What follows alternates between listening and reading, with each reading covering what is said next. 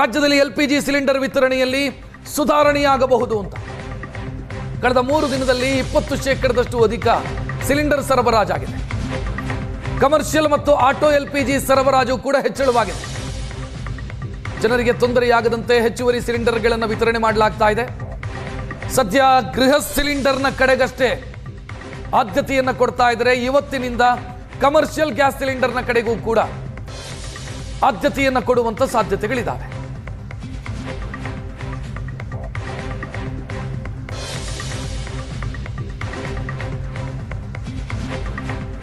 ದಿನದಿಂದ ದಿನಕ್ಕೆ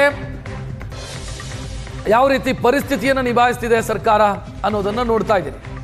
12ನೇ ತಾರೀಕು ಗೃಹ ಬಳಕೆಯ ಸಿಲಿಂಡರ್ 3,52,000 ಪೂರೈಕೆ ಆಗಿದೆ. ಅದರ ಡೀಟೇಲ್ ನೀವು ನಿಮ್ಮ ಟಿವಿ ಸ್ಕ್ರೀನ್ ಮೇಲೆ ನೋಡ್ತಾ ಇದ್ದೀರಿ. ಯಾವ ರೀತಿ ಅಂತ ವಾಣಿಜ್ಯ ಬಳಕೆಯ ಪೂರೈಕೆ ಕಡಿಮೆ ಇದೆ. ಇವತ್ತಿನಿಂದ 20% ಜಾಸ್ತಿ ಮಾಡಬೇಕು ಅಥವಾ 20%ನಷ್ಟಾದರೂ ಕೊಡಬೇಕು ಅನ್ನೋದರ ಬಗ್ಗೆ ಸರ್ಕಾರ ಯೋಚನೆ ಮಾಡ್ತಾ ಇರೋದು. ಇವತ್ತು ಸಂಜೆ ಒಂದು ಮೀಟಿಂಗ್ ಇದೆ. ಆ ಮೀಟಿಂಗಲ್ಲಿ ನಿರ್ಧಾರವನ್ನು ತೆಗೆದುಕೊಳ್ಳಬಹುದು. ಇದರ ಮಧ್ಯೆ ಹೋಟೆಲ್ ಮಾಲಕರು ಕೂಡ ನಿರೀಕ್ಷೆಯಲ್ಲಿದ್ದಾರೆ. ಸಿಲಿಂಡರ್ ವಿತರಣೆ ಆಗುತ್ತೆ, ಕಮರ್ಷಿಯಲ್ ಸಿಲಿಂಡರ್ ವಿತರಣೆ ಆಗಬಹುದು ಇವತ್ತಿಂದ ಅಂತ. ರಾಜ್ಯದಲ್ಲಿ ಕಮರ್ಷಿಯಲ್ ಗ್ಯಾಸ್ ಸಿಲಿಂಡರ್ ಇವತ್ತಿನಿಂದ ಪೂರೈಕೆಯಾಗುವಂತ ಸಾಧ್ಯತೆಗಳಿದ್ದಾವೆ. ಇವತ್ತಿನಿಂದ 20% ಪೂರೈಕೆ. ಅಂದ್ರೆ ಕೇಳಿದಷ್ಟು ಗ್ಯಾಸ್ ಸಿಲಿಂಡರ್ ಸಿಗದೇ ಇದ್ರೂ ಕೂಡ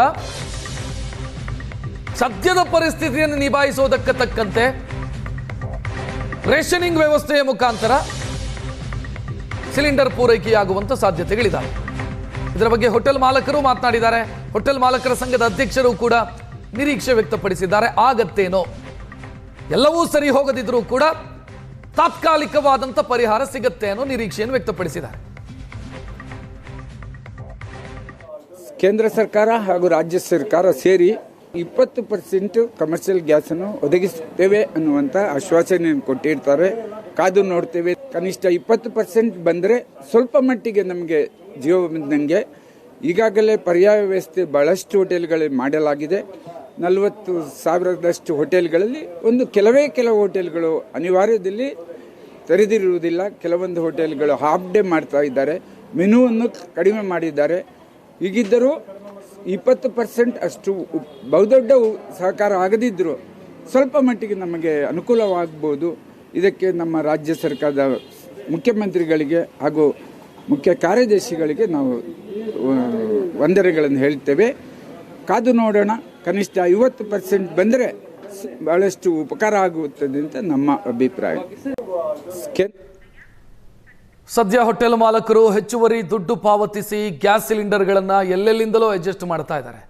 ಈ ಮಧ್ಯೆ ತಾವು ಹೆಚ್ಚುವರಿಯಾಗಿ ಕೊಟ್ಟಿರುವಂಥ ದುಡ್ಡನ್ನು ಗ್ರಾಹಕರಿಂದಲೇ ಪಡಿತಾ ಇದ್ದಾರೆ. ಗ್ಯಾಸ್ ಕ್ರೈಸಿಸ್ ಚಾರ್ಜ್ ಅನ್ನುವಂಥ ಹೆಸರಲ್ಲಿ ಬಿಲ್ನಲ್ಲಿ ಹೆಚ್ಚುವರಿ ದುಡ್ಡನ್ನು ಪಡಿತಾ ಇರೋದು. ಒಂದು ಬಿಲ್ ವೈರಲ್ ಆಗ್ತಾ ಇದೆ.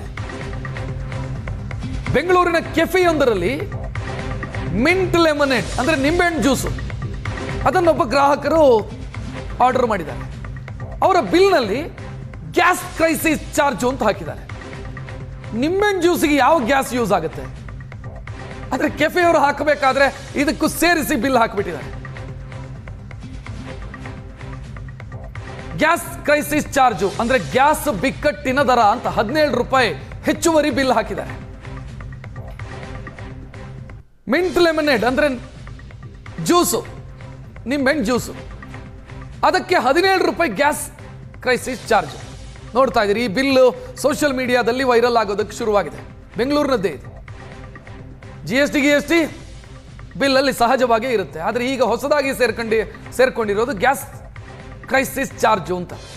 ಸರಿ, ಒಂದು ಬಿರಿಯಾನಿ ಆರ್ಡರ್ ಮಾಡಿದಾಗ ಗ್ಯಾಸ್ ಕ್ರೈಸಿಸ್ ಚಾರ್ಜು ಓಕೆ, ಬಿರಿಯಾನಿಯನ್ನು ಬೇಯಿಸಬೇಕು. ಜ್ಯೂಸನ್ನು ಬೇಯಿಸಬೇಕಾ ಗೊತ್ತಿಲ್ಲ. ಹೋಟೆಲ್ ಚಾರ್ಜು ಆ ರೀತಿ ಇದೆ. ಅಂದ್ರೆ ಎಲ್ರಿಗೂ ಸೇರಿಸಿ ಬಿಲ್ ಹಾಕ್ತಾ ಇದ್ದಾರೆ.